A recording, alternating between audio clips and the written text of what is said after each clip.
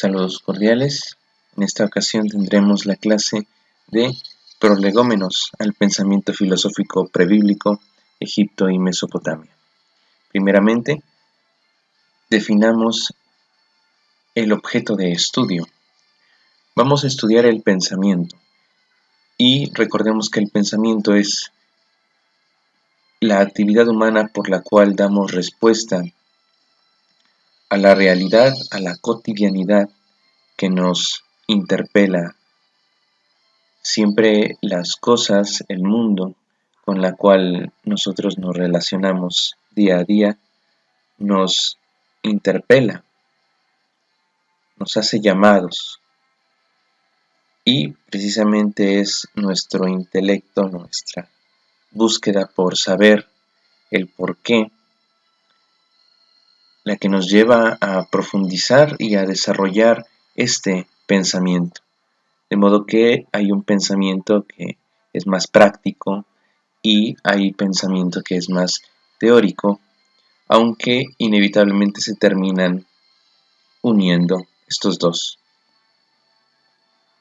para responder ante las interrogantes y retos de la vida cotidiana.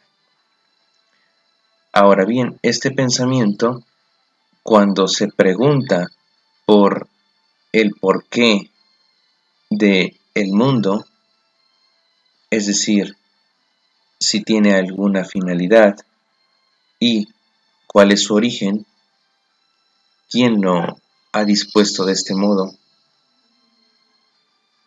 Al igual, esa pregunta se proyecta hacia el hombre y inevitablemente hacia el mundo espiritual, específicamente hacia la figura de la divinidad.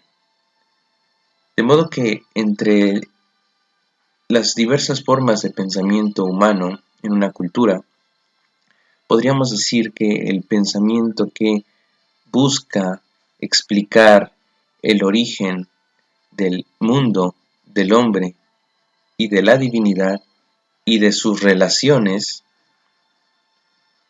será llamado pensamiento filosófico. Dista mucho el que incluyamos bajo este adjetivo únicamente a la filosofía occidental creada a partir de el llamado genio griego. Más bien entendemos que el pensamiento filosófico no es propiedad de un pueblo, sino más bien es el ejercicio mismo de el querer interpretar la realidad para darse una visión que pueda entender lo que le acontece al hombre en su mundo. Ahora bien, este pensamiento filosófico será estudiado particularmente en dos regiones geográficas, en Egipto y en Mesopotamia, lugares donde a lo largo de los llamados siglos oscuros de la Edad Antigua, los orígenes de la humanidad y de la cultura, fueron forjando las principales ideas que la filosofía tomará para desarrollar posteriormente todo el discurso racional. Digamos que el pensamiento filosófico en Egipto y en Mesopotamia preparó el camino hacia los grandes discursos filosóficos de los que nosotros somos partícipes hoy en día. Hablar sobre el mundo, su origen, la physis, hablar sobre el hombre, la virtud, el fin moral de la existencia, las relaciones que tiene el ser humano y el cosmos para con las figuras divinas, son los grandes problemas que podemos encontrar en todo pensamiento filosófico a lo largo de la historia y del mundo. Ahora toca hablar de la posibilidad de este tipo de estudio, dado que son culturas de una antigüedad grande. Estamos hablando de 4000 años atrás de nuestra historia, en los cuales estas culturas surgieron y se fueron desarrollando. Y bueno, como respuesta ante este interrogante por la posibilidad de este estudio, tenemos que decir que es posible porque el mundo es obra de la mente humana. Y por mundo me refiero a las cosas con las cuales nosotros formamos nuestra vida. Ese es nuestro mundo. Y nuestro mundo, un mundo de relación, es un mundo particular a la existencia de cada individuo y a la existencia concreta y comunitaria de un pueblo. De modo que el mundo para los egipcios era el mundo con el cual convivían día con día. Su mundo era el binomio desierto y río Nilo, desierto y oasis. Ese era el mundo con el cual se relacionaron y a partir del cual y con el cual se desarrolló su pensamiento filosófico. A partir de esta experiencia primordial, extrajeron ellos signos y símbolos, con los cuales pudieron interpretarlo y determinarse a vivir de un modo particular.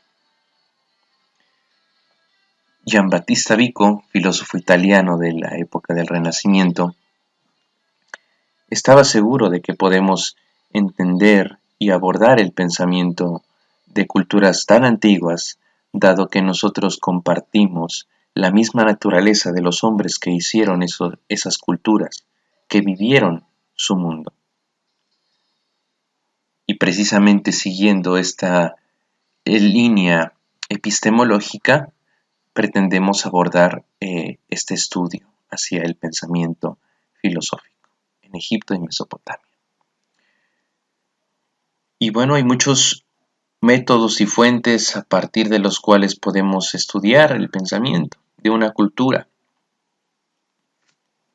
Puede ser desde las ciencias de la religión, filosofía, sociología, psicología, historia de la religión, con diferentes matices, obviamente. El papel de la religión como religación, los movimientos sociales que fueron llevando a la religiosidad en respuestas a las diferentes interrogantes y fue modificándose a través de las medidas de cambio social y político, naturalmente, o a partir de el desarrollo de la conciencia psicológica de la figura de la divinidad, entre otras.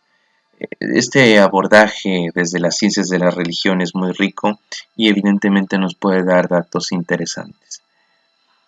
También podemos estudiarlo desde la antropología, es decir, desde una arqueología y una historiografía. Por ejemplo, yéndonos a las evidencias que diferentes investigadores han publicado sobre los reyes de Egipto, por ejemplo, o el descubrimiento y desarrollo de la interpretación de los jeroglíficos, gracias al desciframiento de la piedra llamada de la Rosette. También podemos abordarlo con un gran apoyo de la llamada egiptología y orientalística, que conjuga diferentes herramientas y un gran marco teórico especializado en el estudio de esta región geográfica y sus culturas. También puede ser desde la filosofía misma, como lo plantea Giambattista Vico en su obra Ciencia Nueva, así como desde corrientes contemporáneas, como lo es el estructuralismo, y que tiene algunos representantes desde el estudio etnográfico, como es Claude Lévi-Strauss, que trató de entender a las culturas antiguas a partir del estudio de las que él ha denominado culturas con una estructura rudimentaria y que se asemejan hipotéticamente a las primeras culturas y a los primeros grupos humanos. También desde una filosofía de la cultura se puede abordar o desde una filosofía del lenguaje. En fin, desde la filosofía hay varios ángulos, varias teorías y corrientes desde las cuales se puede abordar este pensamiento. Bueno, y en particularmente hablando de la doctrina vickiana de la cultura, que podemos leer en La Ciencia Nueva, tercera edición, aquí he colocado algunos parágrafos que pueden ser consultados para ir ampliando esta discusión. Giambattista Vico habla de una metafísica de la mente humana como ese gran vínculo que hay para abordar el estudio de tan antiquísimas culturas. Y bueno, dice Vico que la humanidad es la misma en toda época. Sin embargo, es naturalmente diferente el modo como se vive esta humanidad en cada tiempo. De modo que toda cultura y el pensamiento podemos decir que tiene orígenes en las necesidades humanas como el cuidado de sí, tiene interrogantes comunes tanto a la humanidad egipcia de hace 4000 años como no es la humanidad que habita en esta época, tiene las mismas cuestionantes sobre Dios, sobre el mundo y sobre el hombre. Permanecen estos problemas, permanecen las necesidades por vivir en sociedad, permanecen las necesidades por evitar el desastre, permanece la tendencia hacia llegar a conocer aún más el mundo en el que se vive. La sociedad se desarrolla bajo patrones que pueden sí ser diferentes de una época a otra, pero se mantiene. Este planteamiento es muy parecido al estructuralismo. Bien, ahora, estudiar el pensamiento de una cultura antigua es entonces estudiar la naturaleza humana. ¿Cómo es la naturaleza humana respondió en su época a las cuestionantes y a los retos de su existencia? Ahora, esto nos lleva a postular una metafísica poética a través de la cual el hombre llega a comprender su mundo, iniciando a través del mito, a través de la poesía. En esto se inspiró Vico, sobre todo por el desarrollo literario de la cultura griega y de la cultura latina. La experiencia del mundo, podríamos decir, incita al pensamiento a elaborar los mitos con la finalidad de racionalizar aquello que parece sin sentido, aquello que es caótico, de modo que pueda ser asequible. Por ejemplo, podemos imaginarnos viviendo a la orilla del río Nilo y estando un tiempo con mucha tranquilidad, disponiendo de agua, y de momento llegan las crecidas en la época determinada del año y se inunda. Se inunda y se lleva lo que se ha sembrado, se puede llevar las viviendas, puede fallecer gente a causa de la inundación. Y esto parece sin sentido, caótico, algo que interpela al hombre. Bueno, el hombre aborda esta experiencia del mundo y trata de explicarlo, trata de tomarlo para sí y establecer esa explicación, establecer esas causas. Ahora, esto nos dota de una gran herramienta porque entonces podemos estudiar una cultura analizando dos cosas. Primero, orígenes históricos de las formas poéticas usadas. Es decir, de entre todos los mitos de estas culturas se usan diferentes figuras que corresponden a la vivencia histórico-geográfica de estos pueblos. El Nilo con el agua, el- la lluvia, el desierto, el sol, muy importante el sol para el pueblo egipcio. Y son estas figuras eh, que son experimentadas en esa vivencia del mundo, las cuales son tomadas como símbolos y signos para explicar el mismo mundo. Entonces, teniendo conciencia de este origen primario, de este origen experiencial, podemos iniciar la interpretación de los mitos. Así como posteriormente podemos ir estableciendo los nexos que estos signos, estos símbolos de origen histórico y vivencial dieron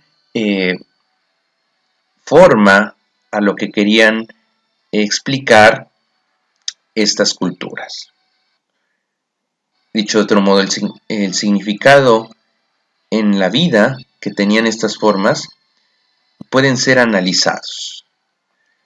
Porque también nosotros hoy en día ocupamos signos y símbolos y establecemos nexos explicativos entre ellos. Naturalmente nuestra racionalidad eh, contemporánea, posmoderna, nos orienta hacia diferentes explicaciones con un criterio epistemológico muy diferente al cual tenían estas culturas. Sin embargo, es la misma estructura, signos y símbolos que son usados para explicar relaciones, explicar sucesos, eventos, causas, un proceso. Ahora bien, entonces, ya pasamos un primer punto desde el cual podemos abordar con una filosofía de la cultura vickiana a este asunto. Ahora, el ser humano elabora lenguaje a través de formas, signos y símbolos determinados en toda cultura. Y se estructura el lenguaje, se estructura la semántica, la gramática, de modo que refleja el cómo nosotros concebimos las relaciones de las cosas, las relaciones del mundo, nuestras relaciones. De modo que, por ejemplo, tan solo encontramos la estructura misma con la cual nuestra conciencia se hace presente en el mundo. Percibirse a sí mismo como yo y a lo otro como lo no yo, lo cual debe ser asignado bajo pronombres distintos. Y cuando se descubre una personalidad capaz de interactuar, se le asigna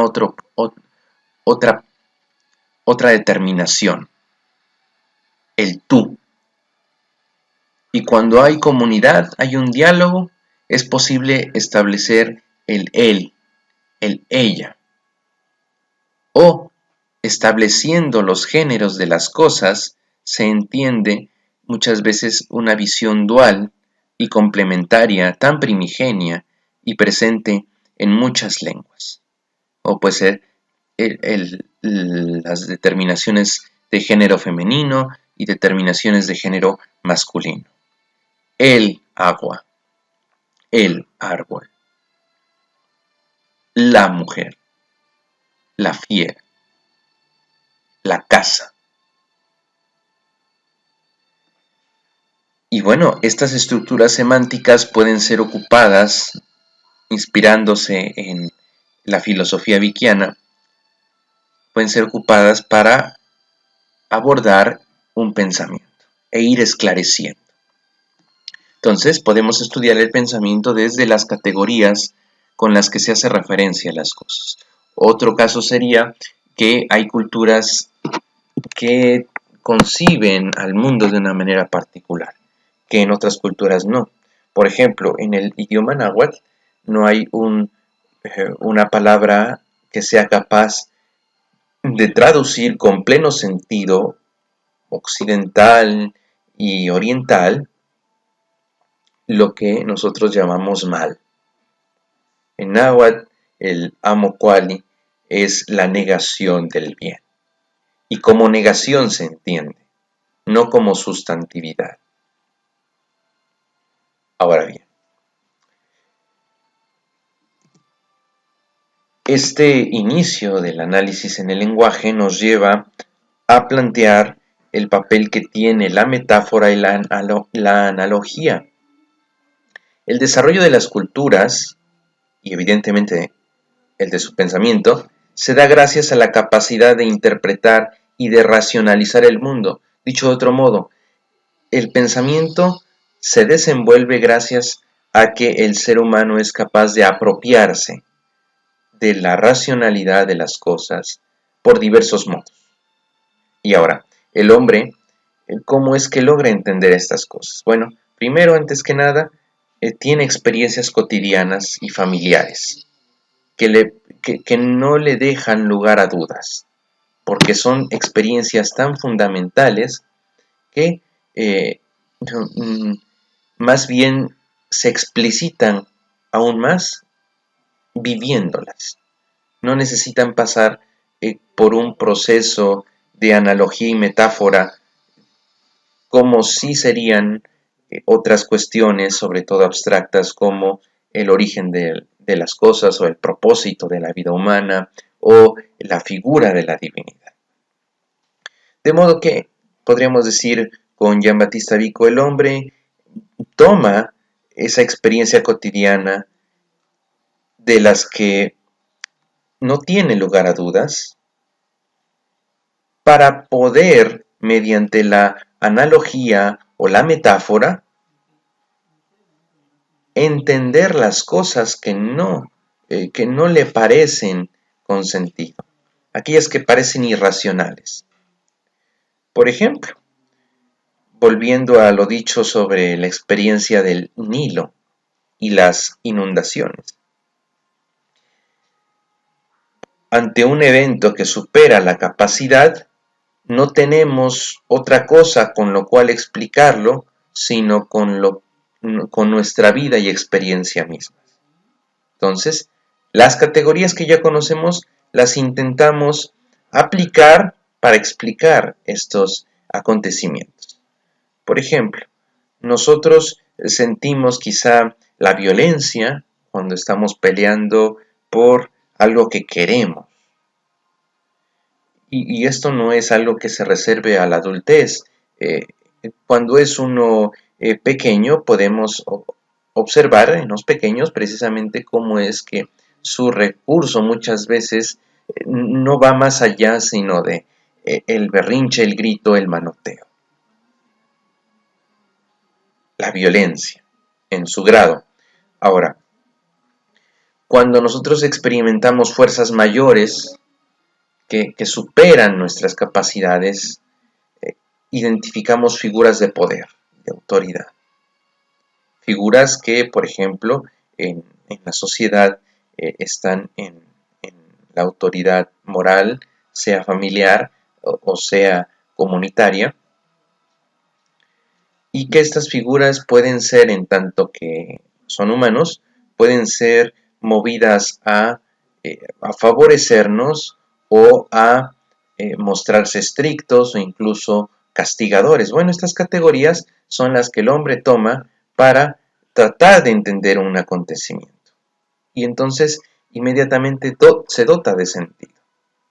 Algo que parecía irracional, algo que no se podía entender, ahora puede ser explicado gracias a esas experiencias, esas categorías que yo conocía, como enojo, como fuerza, como autoridad, como alegría, en las fuerzas de la naturaleza que están sobre mí. Ahora, esto entonces nos permite analizar el pensamiento mítico desde esa analogía, desde la metáfora, que llevó a estos pueblos a hablar del mundo, del hombre y de la divinidad.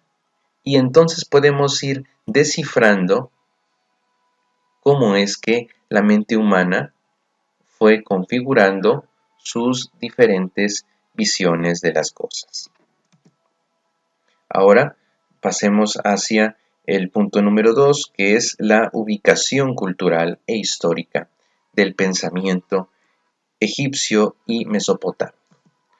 Aquí tienen ustedes un mapa que explica cómo eran las ciudades en el antiguo Egipto. Entonces tenemos al Egipto desarrollado a lo largo y ancho del río Nilo y lo podemos dividir en dos. El Bajo Egipto, y por bajo me refiero a, a la altitud respecto del nivel del mar, y al Alto Egipto. Entonces vemos las diferentes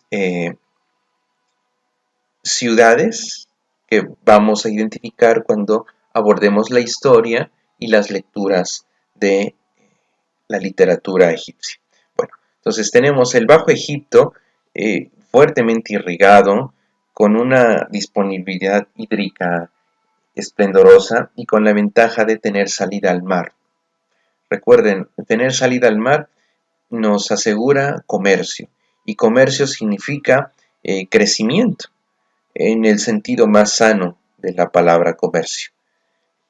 Y pues algunas ciudades importantes y antiguas como Esbuto o Tanis, otras posteriormente que vendrán a ser construidas o rebautizadas, como es la llamada Alejandría,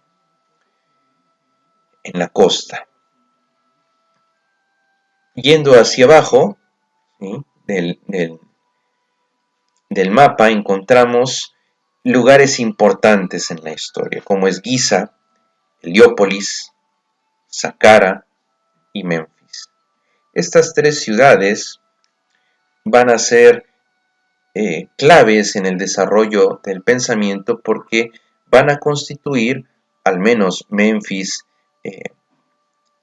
y Heliópolis, fuente de cierta visión de la divinidad y del mundo. Encontraremos la teología heliopolitana, la teología memfita.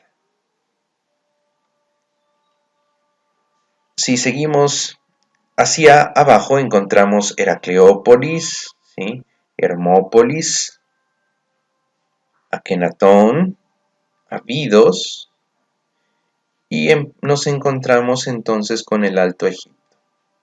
El Alto Egipto corresponde a zonas, digamos, un tanto independientes, porque antes de que Egipto fuera una sola nación estaba dividida y había una especie de dos reinos, el reino del Bajo Egipto y del Alto Egipto. Y bueno, las principales ciudades del Alto Egipto fueron obviamente Tebas, Hieracómpolis, y digamos que las últimas ciudades de esta región constituían la frontera con los pueblos del sur, y también significaron un cierto punto de un vínculo cultural y comercial, desde los cuales fueron influidos e influyeron. Sobre todo influyeron, aunque vamos a ver que en la historia hubo un tiempo que desde el Alto Egipto fueron gobernados por algunos pueblos de la Nubia. Bueno, a lo ancho de esta región encontramos desierto, y desierto significa pues evidentemente una muerte segura, de modo que toda la vida realmente de este pueblo va a ser a lo largo de Egipto. Como pueden darse cuenta, no hay ciudades en el desierto, aunque sí encontramos oasis. Tenemos oasis de El Fayum, muy importante en alguna época de la historia. Tenemos oasis de Dakhla, de Karga, entre otros, que podrían ser puntos intermedios en los viajes.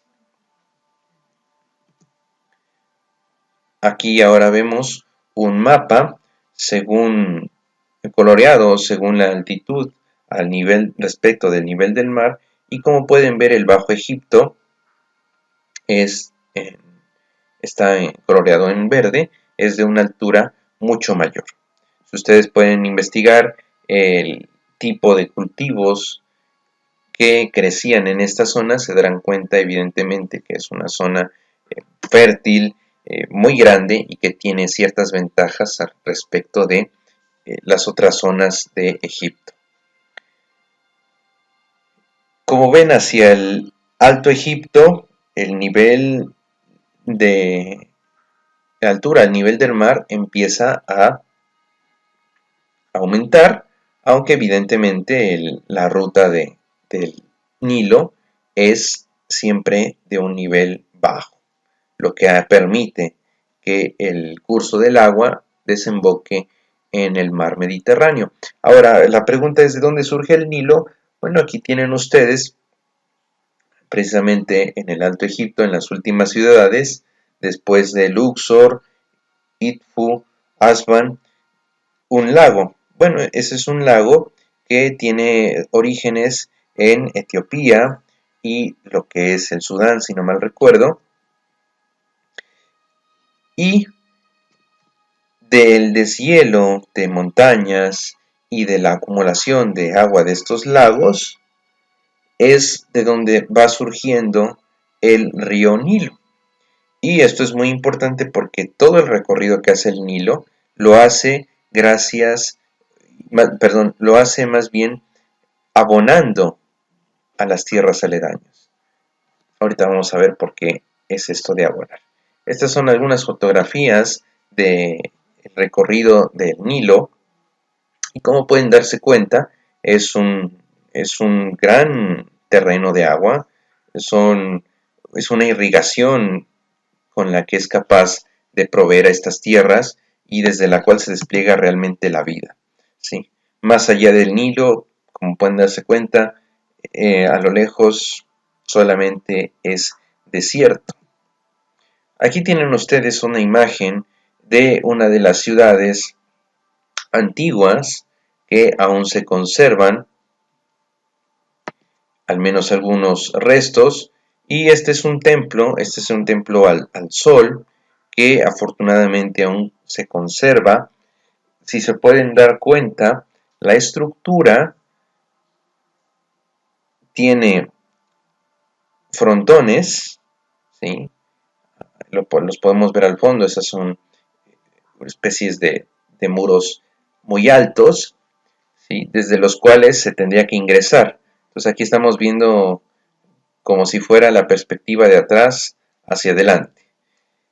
Había unas salas y posteriormente estaba el lugar que posteriormente será conocido como un lugar del encuentro, donde se podía hacer el sacrificio o las diferentes oblaciones y oraciones a los dioses. Aquí vemos otro templo, que de hecho hay que decir que este templo fue movido, y digo fue movido porque el original está bajo el agua. Este templo tiene esculturas en la roca, las cuales fueron talladas, ya lo van a ver ustedes en la historia, y digamos, es un gran tesoro de la historia de la humanidad, tanto que cuando hicieron una presa con la cual iban a inundar el valle y dejando tapado este templo, internacionalmente se llevó a cabo el desmantelamiento del templo y su traslado por bloques hacia otro lugar. Aquí tienen la vista frontal. Este templo, obviamente, como les digo, no es el original. Bueno, el material sí es el original, pero ahí fue donde lo pusieron después de haberlo movido. Okay. ¿Qué de particular tiene el Nilo además de ser la única fuente de agua? Bueno, que gracias a la inundación anual de entre junio y septiembre, se depositaba el limo. El limo era una mezcla de diferentes restos de materia orgánica que hacían fértil el campo. De modo que si no hubiese depositado ese limo, la tierra, por más de que posteriormente fuera labrada, sería muy difícil o incluso imposible obtener una cosecha. Digamos que es un regalo de la naturaleza el que todos los años haya esa crecida, esa inundación y de algo favorable como es el depósito de ese limo. Y bueno, esta crecida iba de junio a septiembre y en octubre, es decir, en estas fechas, de octubre a noviembre, empieza a haber esa retracción del agua. Y obviamente es oportunidad de que plantas y animales se desarrollen. Y esto coincide con la aparición de la estrella Sirio en el firmamento. Bueno, aquí tienen una imagen, un dibujo que ilustra esta dinámica. La inundación de junio a septiembre, en el cual el río alcanza un caudal máximo, empieza el periodo de siembra, que es cuando ya ha dejado el material fertilizante y el río vuelve a su cauce normal, y la recolección que puedes empezar a hacer dependiendo del cultivo hasta el mes de junio, porque otra vez se repetiría el ciclo. Hay que tener muy en cuenta esta experiencia porque, repito, es su mundo y es desde lo cual ellos elaboraron su visión de las cosas. Ahora, ¿qué fauna y qué flora acompañaron estas culturas? Bueno, dátiles, el papiro, palmeras, la flor de loto, muy importante como signo no solo religioso, sino también filosófico, reflexivo, y una fauna amplia, ¿sí? Siempre igual dependiente geográficamente de su cercanía con el Nilo, y que va a ser materia simbólica para ir configurando la visión sobre el mundo y los dioses. Aquí van a tener ustedes que identificar posteriormente a qué dioses son relacionados simbólicamente estos animalitos.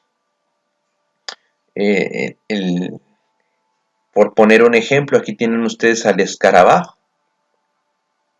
Y cuando veamos a las divinidades van a darse cuenta que a una etapa del dios Sol se le identifica con el escarabajo, Kefri. El halcón, como puede ser el antropomorfismo del dios Ra, entre otros. Característicos que puede ser entre los dioses. Bueno, tenemos otros animales, ¿no? Como puede ser la cobra, el hipopótamo, etc. Bueno, ahora pasemos hacia el Medio Oriente, en la región de Mesopotamia.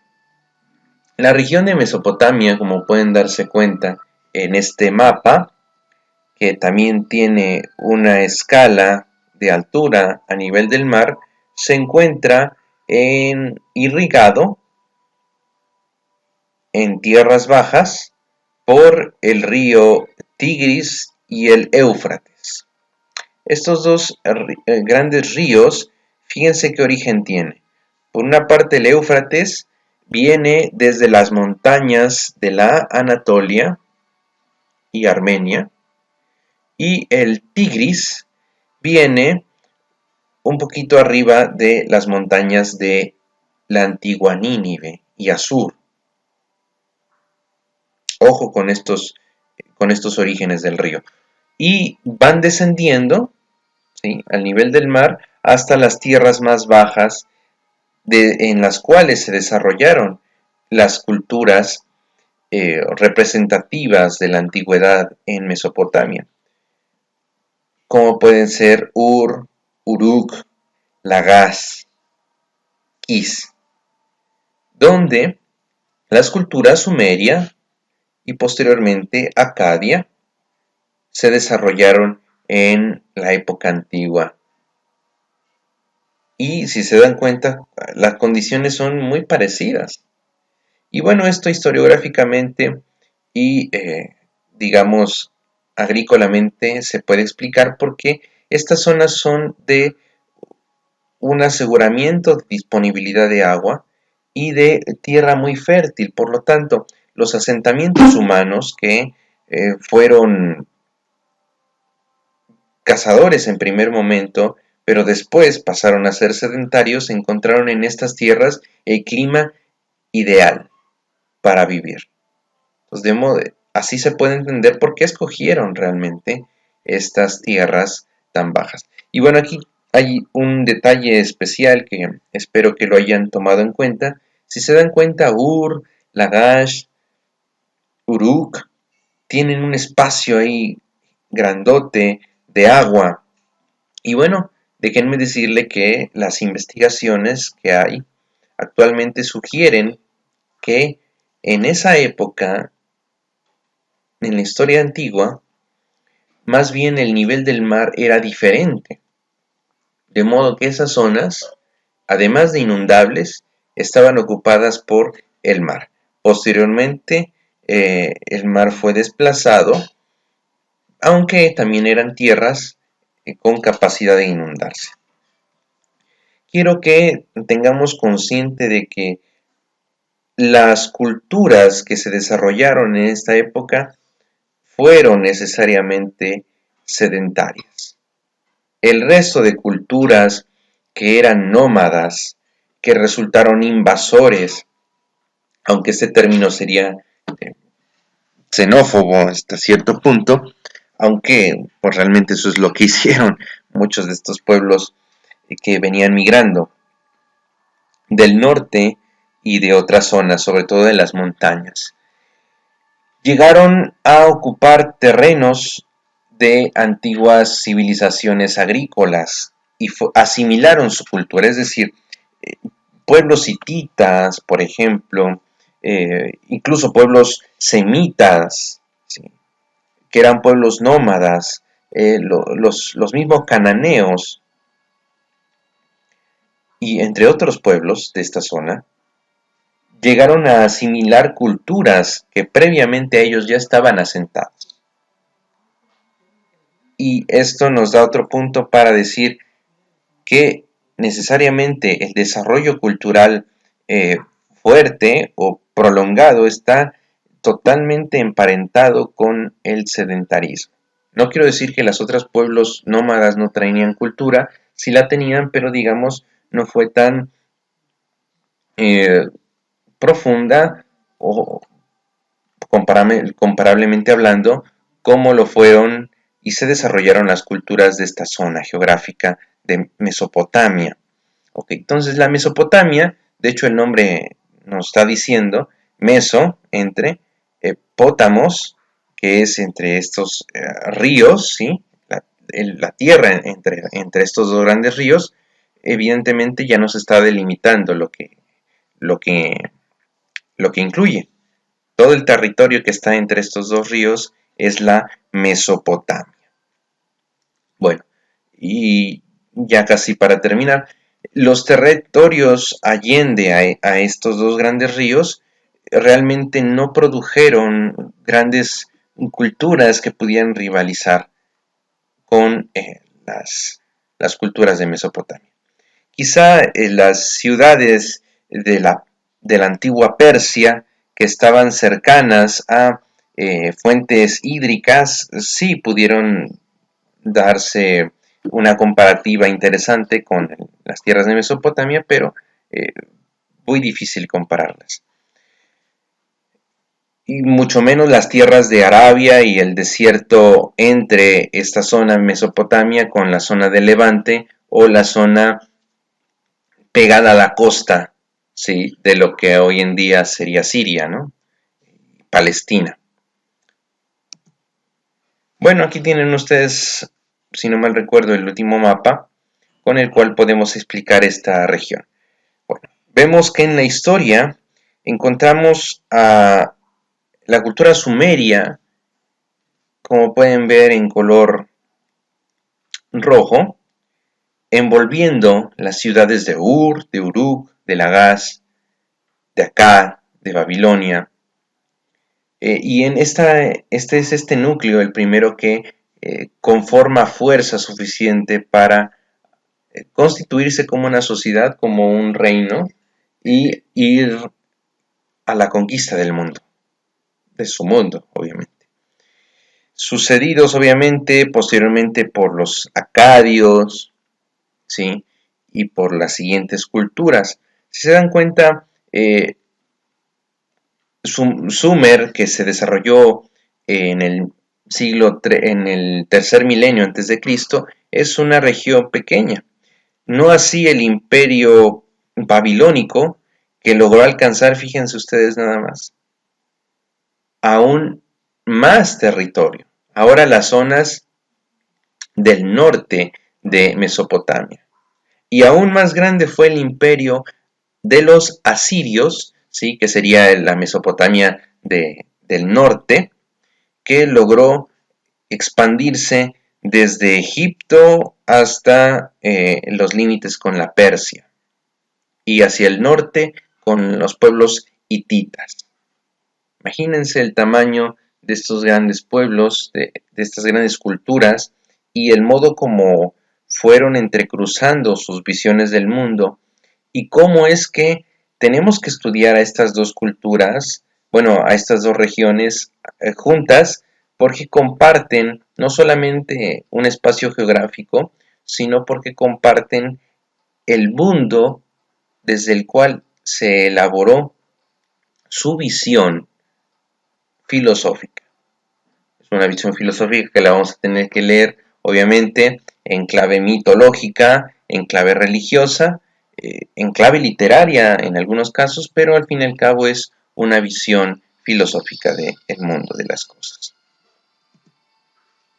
Aquí tienen algunas fotos sobre el Tigris,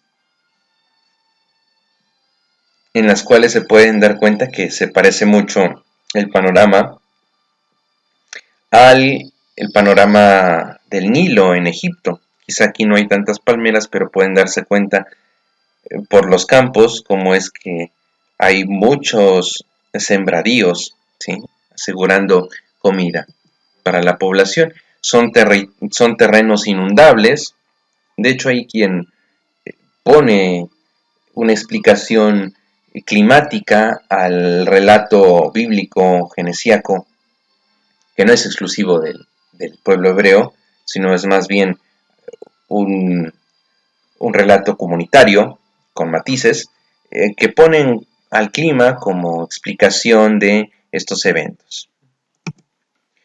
Y obviamente vamos a encontrar en esta zona restos muy diferentes, obviamente, arqueológicos muy diferentes a los de Egipto, sin embargo, de una envergadura ingenieril bastante considerables y que afortunadamente aún se conservan. Esperemos sea así por mucho más tiempo. Aquí tienen ustedes la figura del Sigurat. El Sigurat eran templos a través de los cuales se tenía contacto con los dioses, ¿sí? Había sacrificios, había ofrendas, había quema de incienso, oraciones, y tenían una estructura piramidal. Obviamente las pirámides de Egipto no eran templos, sino eran tumbas, y los templos eran de otra arquitectura. Pero aquí en Mesopotamia, las culturas, su arquitectura estaba caracterizada por estas figuras piramidales que intentaban ir hacia el cielo, rumbo a encontrarse con los dioses. Y bueno, aquí tienen una imagen de las últimas puertas que se conservan de las ciudades de Asiria. Si no mal recuerdo, esta es una de las puertas y restos de muralla de la antigua Nínive. Nínive, la referenciada en las escrituras, Nínive, la capital del imperio asirio, inexpugnable, muy grandiosa en su época, y esto es todo lo que queda hoy en día. De esta zona realmente hay menos restos, pero afortunadamente las excavaciones han dado al mundo muchísima literatura que está dispuesta en los llamados mojones o en tablillas, ¿sí? En las cuales la escritura cuneiforme, la escritura de las lenguas de estos pueblos fue puesta, y aunque son de barro se conservaron. Ya verán que es un problema leerlas, incluso en traducción, porque pues hay restos que están muy maltratados. Sin embargo, gran parte de su literatura la podemos leer aún. Y bueno, esa sería la clase de hoy. Espero que podamos haber abordado de una manera concreta estos prolegómenos que nos preparan evidentemente al estudio del pensamiento de estas dos grandes culturas. Posteriormente iremos viendo la historia y una vez con este recorrido contextual ya podremos abordar el pensamiento de estas dos grandes regiones culturales. Muchas gracias.